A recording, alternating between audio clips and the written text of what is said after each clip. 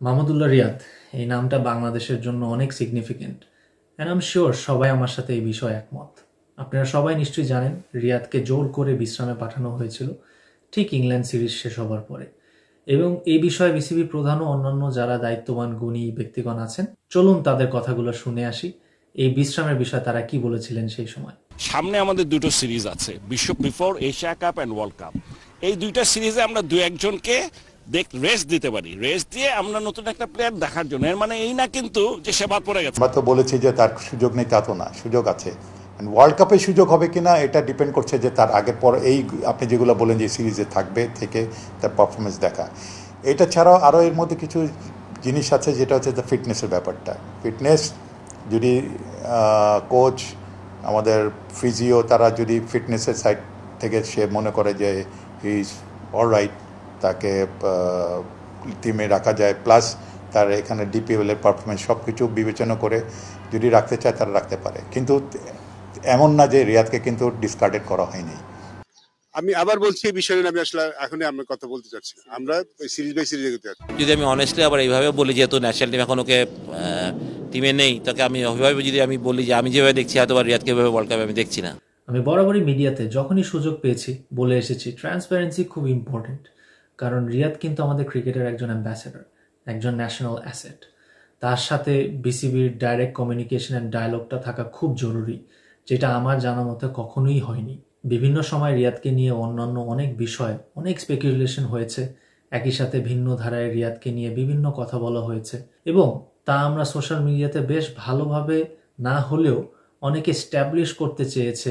রিয়াদের ফর্ম, বয়স, fielding capability, striking rate নিয়ে ইস্যু আছে। রিয়াদের বিরুদ্ধে নেগেটিভ এসব যুক্তি আমি একটু তথ্যের উপর ভিত্তি করে আমার যুক্তি দিয়ে উপস্থাপন করতে চেষ্টা করব যে রিয়াদের বিরুদ্ধে উপস্থাপিত নেগেটিভ পয়েন্টসগুলো আসলে ভিত্তিহীন। রিয়াদের বয়স এবং ভবিষ্যতে তার প্রয়োজনীয়তার প্রসপেক্ট নিয়ে কথা উঠেছে।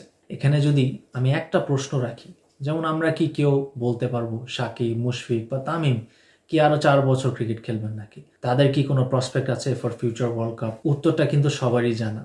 সো আমি প্রিটি শিওর তারাও বাংলাদেশ দলের ফিউচার প্ল্যানিংয়ে নেই, এবং না থাকাটাই স্বাভাবিক। তাই যদি হয় তাহলে রিয়াদের ব্যাপারে এই ফিউচার প্রসপেক্টটা নিয়ে এত গুরুত্ব কেন পাচ্ছে? এটার উত্তর আমি এখনো খুঁজছি। তাছাড়া যেই 2 তরুণ প্লেয়ারকে ভাবা হচ্ছে রিয়াদের পজিশনে খেলার যোগ্য, যেমন শামীম পাটোয়ারি অথবা আফিফ হোসেন, আমি কোয়াইট শিওর তারা যদি খেলায় দক্ষতা দিয়ে লেগে থাকতে পারেন তারা আরো 2টো ওয়ার্ল্ড কাপ খেলতে পারবেন অন্তত। এবং তাদের এমন কোনো উজ্জ্বল পারফরমেন্স আমরা ইদানিং লোকাল বা ইন্টারন্যাশনাল লেভেলে দেখি নাই, যেটা থেকে আমরা রিয়াদের থেকে তাদেরকে বেটার চয়েস বলে এই মুহূর্তে ধরে নিতে পারবো। 2019 সালের ওয়ার্ল্ড কাপের পরের থেকে রিয়াদ 36টা ওডিআই খেলেছেন এবং তার এভারেজ অ্যাপ্রক্সিমেটলি 40। ক্রিটিক্সরা হয়তো তার অ্যাভারেজ নিয়ে কেউ প্রশ্ন করবার সাহস দেখাবেন না, তবে অনেকেই তার অ্যাভারেজ নিয়ে কথা যুক্তিতে দাঁড় করাতে না পারলেও তার স্ট্রাইকিং রেট নিয়ে একটা অহেতুক ইস্যু দাঁড় করিয়েছেন অনেকের ব্যাখ্যাতে। এই স্ট্রাইকিং রেটের সঠিক যুক্তি সহ ব্যাখ্যার জন্য একটা বিষয় আমলে নিতে হবে, তা হচ্ছে রিয়াদের ব্যাটিং পজিশন এবং দলের প্রয়োজনে রিয়াদকে কি কঠিন সিচুয়েশন ইউজুয়ালি ব্যাট হাতে নামতে হয়েছে, যা আমরা বেশিরভাগ সময়তেই দেখেছি। গত 10টা গেমে রিয়াদ যেসব খেলাতে 20 রানের অধিক রান করেছে, কিছু ম্যাচের বাংলাদেশের স্কোর যদি উল্লেখ করি, রিয়াদের কি কঠিন সময় নামতে হয়েছে তা স্পষ্টভাবে বোঝা যাবে। ইংল্যান্ডের সাথে 106 রানে 4 উইকেট এবং 88 রানে 4 উইকেট, ইন্ডিয়ার সাথে 66 রানে 4 উইকেট এবং 95 রানে 4 উইকেট। আমি তো 4টা উদাহরণ দিলাম, আপনারা আরও কিছু খেলা যদি নিজেরা রিসার্চ করে দেখেন, মোস্ট অফ দ্য কেসেস রিয়াদকে একটা বিপদ থেকে বাংলাদেশ দলকে উদ্ধার করার দায়িত্ব নিয়ে মাঠে নামতে হয়েছে, এবং মাঝে মাঝে সে সক্ষম হয়েছে, মাঝে মাঝে হননি। এটা ক্রিকেট খেলার নেচার। অতএব স্ট্রাইকিং রেট এইসব সিচুয়েশনে ইররেলেভেন্ট, এবং আপনি নিশ্চয়ই সেই ম্যাচগুলোর পরিস্থিতিতে 200 স্ট্রাইকিং রেটে কাউকে ব্যাটিং করার দাবি করতে পারবেন না, তা হবে অযৌক্তিক দাবি। তারপর চলে আসে তার fielding. Yes, Riyad is probably not the best fielder in the side, কিন্তু আপনার এটাও বিবেচনায় আনতে হবে বাংলাদেশ রিসেন্ট টাইমে ফিল্ডিং ভালো করা শুরু করেছে। আপনি যদি 12 মাস আগেও দেখেন, বাংলাদেশ ওয়াজ আ স্ট্যান্ডার্ড ফিল্ডিং সাইড। আজকে যদি আমার উদাহরণ দিতে হয়, মোস্তাফিজের ফিল্ডিংকে আপনি কত রেটিং দিবেন? তাকে তো মাঠে রীতিমতো লুকিয়ে রাখতে হয়। তাহলে ধরে নিতে হবে ওনাকে শুধুমাত্র বোলিংয়ের জন্য পিক করা হয়েছে। সেই সিচুয়েশনও যদি আমরা আমলে নেই, তাহলে রিয়াদ তার ব্যাটিংয়ের জন্য সিলেক্ট হবার যোগ্যতা নিশ্চয়ই রাখেন। সাকিব আল হাসানের মতো নামি দামি প্লেয়ারও ক্যাচ ড্রপ করেছে, তার মানে কি সে খারাপ ফিল্ডার? ক্যাচ মিস এবং miss fielding is part of the game. And আমার বেস্ট অফ দ্য বেস্টদেরকে বাজি ফিল্ডিং করতে দেখেছি।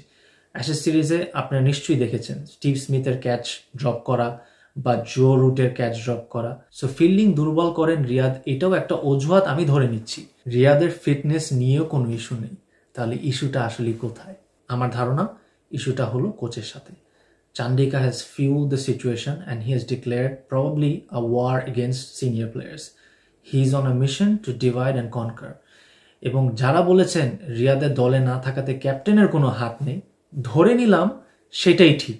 এর মানে কি আমরা ধরে নিব দল সিলেকশনে ক্যাপ্টেনের কোনো সে নেই। অনেক গণমাধ্যমে আবার লিখেছে অনেকে সাকিব নিজের মতো করে দল সাজাচ্ছে।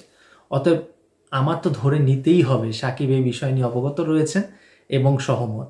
Otherwise Shakib should have intervened. এখন আপনারা অনেকে জিজ্ঞাসা করতে পারেন এখানে সিলেক্টরদের ভূমিকা কি? সিলেক্টররা এক অর্থে পাপেট। তারা তাদের জায়গার মর্যাদা রাখতে ব্যর্থ হয়েছেন এবং ইভেনচুয়ালি বাইরে থেকে এসে একজন ব্যক্তি সব গুরুত্বপূর্ণ ডিসিশন নিচ্ছে। এটা লজ্জাজনক একটা সিচুয়েশন আমাদের ক্রিকেট পাড়ায়। ক্রিকেট খেলাতে এক্সপিরিয়েন্স, নলেজ অ্যান্ড উইজডম অনেক গুরুত্বপূর্ণ এলিমেন্টস। আপনি বলতে পারেন পাস্টে কি করেছে সেই হিসাব করে লাভ নেই। তাহলে আপনি রিসেন্ট ফর্মই দেখেন। রিয়াদ ইন্ডিয়া সিরিজে ম্যাচ উইনিং নক খেলেছেন। আমাদের এত শর্ট টার্ম মেমোরি, মাঝে মাঝে দুঃখ লাগে ও অবাক হতে হয় এইসব বিষয় দেখে। 2019 সালের সাকিবের পারফরমেন্স দেখে এখনো অনেকে বলছে সাকিব আবার পারবে। অবশ্যই আবার সাকিব একই পারফরমেন্স করার ক্যাপাবিলিটি রাখে। তাহলে রিয়াদ কি 2015 বা 2017 চ্যাম্পিয়ন্স ট্রফির পারফরমেন্স রিপিট করার ক্যাপাবিলিটি রাখেন না?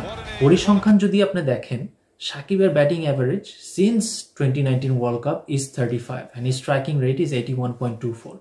অতএব সাকিবের সাথে তুলনা করলেও রিয়াদ এখানেও এগিয়ে আছে। সো আপনি কি সাকিবকে বাদ দিয়ে দিবেন? না, আপনি সেটা পারবেন না, because Shakib is a big match player and সাকিবের অ্যাডভান্টেজ হচ্ছে he can cover up with the ball as well through his all round capabilities. একই অর্থে Riyad is a big match player as well. আর একটা বিষয় নিয়ে আলোচনা হচ্ছে, বলা হচ্ছে রিয়াদ বোলিংয়ে আর এফেক্টিভ না। আমরা অনেকে ভুলে যাচ্ছি he is regarded as the man with the golden arm. অনেক খেলায় সে গুরুত্বপূর্ণ ব্রেক থ্রু এনে দিয়েছে। এখন যদি গেম প্ল্যানে রিয়াদকে বোলিং করার প্ল্যান নাই থাকে, তাহলে রিয়াদের দোষ এখানে কতটুকু দেওয়া যাবে এটা নিয়ে আমার ডাউট থেকেই যায়। রিয়াদের মতো নাম ড্রেসিং রুমে থাকাই যথেষ্ট এবং সে ওয়ার্ল্ড ইভেন্টগুলোতে এত ভালো পারফর্ম করে এসেছেন। তাকে কাট অ্যান্ড চপ করার আগে আমাদের অনেকবার ভেবেচিন্তে সিদ্ধান্ত নেওয়া উচিত ছিল। এই যে 30 জনের প্লেয়ার নিয়ে ক্যাম্প করেছে, তারপর রিয়াদ বাদ পড়ে যাওয়া, এটা বাংলাদেশ ক্রিকেটের কালচার এবং প্রসেসকে এক অর্থে এস্টাবলিশ করে যা আমাদের কোনো process and system isn't foolproof এবং incompetent people are ruining whatever that remains. Bangladesh cricket পাড়ায় ভয়াবহ পরিস্থিতি এবং একের পরে এক কন্ট্রোভার্সি চলছে এবং ক্রিকেট থেকে আমার আপনি যদি প্যাশনও উঠে যায়, তাহলে বাংলাদেশ ক্রিকেট ধ্বংস হয়ে যাবে। The followers and the fans are keeping it alive as it stands. ধন্যবাদ।